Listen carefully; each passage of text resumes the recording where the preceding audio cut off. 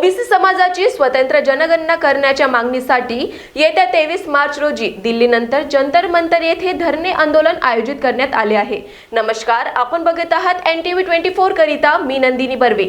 राष्ट्रीय ओबीसी महासंघाच्या नेतृत्वाखाली हे आंदोलन होणार असून मोठ्या संख्येने ओबीसी बांधवांनी सहभागी व्हावे असे आवाहन राष्ट्रीय ओबीसी युवा महासंघाचे विदर्भ उपाध्यक्ष श्रीहरी सातपुते यांनी केले आहे।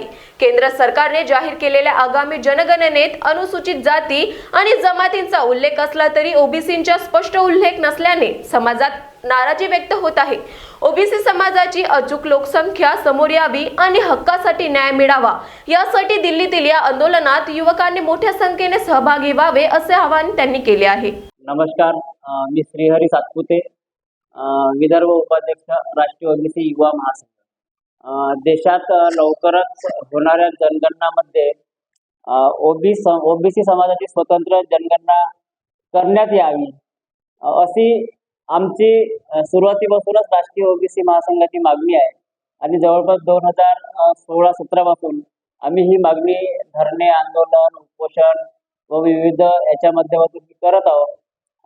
आमच्या मागणीची दखल घेऊन, राष्ट्रीय ओबीसी महासंघाच्या मागणीची दखल घेऊन केंद्र सरकारने ओबीसीची जनगणना करण्याचा निर्णय घेतला आणि त्याचा खूप गाजावाजा सुद्धा केला। प्रत्येक सत्ताधारी पक्षाच्या आमदार खासदारांनी खूप मोठ्या प्रमाणात बॅनर लावले ओबीसी जनगणना होणार म्हणून। पण जेव्हा ओबीसीची जनगणना करण्याची वेळ आली तेव्हा त्या ओबीसीचा कालमच पूर्णपणे हटवण्यात आला आणि एसटी आणि एससी व अदर असे 3च कालम ठेवण्यात आले। जर ओबीसीच्या नावाने गाजावाजा करून जर जनगणना करत असेल त्या ठिकाणी ओबीसीचीच कालम नाही तर ओबीसी समाजाला त्याचा काय फायदा मिळणार आहे? ओबीसीची नोंद यावेळेस जर घेतली नाही तर ओबीसी समाजाला कोणताच फायदा विद्यार्थ्यांना मिळणार नाही। त्यासाठी